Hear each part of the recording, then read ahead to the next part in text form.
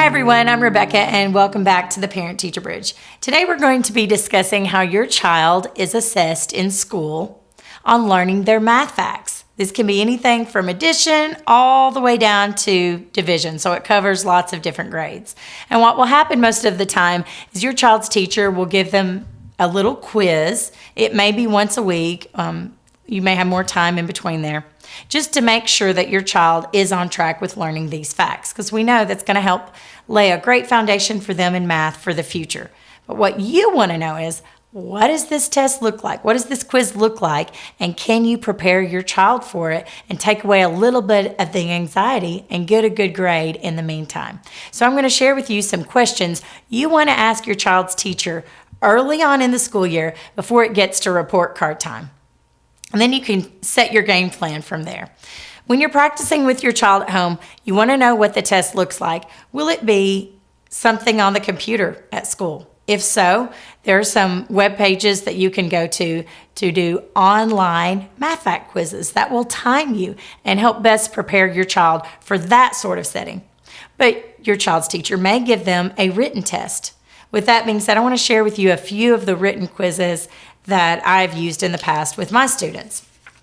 Here's an example of one that has 50 questions. So don't forget, ask your child's teacher how many questions will be on each quiz. Then when you're practicing at home, you want to have that same amount and try to mimic the day of the test as much as you can. This one happens to have 50, and it's just on one set of facts, the multiplying by sixes. One other question you want to ask your child's teacher is, do they just cover a particular set of facts or do they have some review ones? Here's an example of a fact quiz that had multiplying by ones, twos, threes, fours, and fives. So that year I decided to mix in the ones that we had already covered. So that's good for you to know when you're preparing at home. Not all quizzes will have 50. Some may have only 10 or 20. This one that I'd used before only had 15, and if you notice, the questions are written horizontally. Sometimes that can really trip some kids up if they've only been used to seeing the facts written vertically. So ask your child's teacher what they will look like on the test as well. Will the test be timed? If so, you can help prepare your child for that by timing them at home and taking away that anxiety. Will they be allowed to retake the test if they don't do so hot the first time around?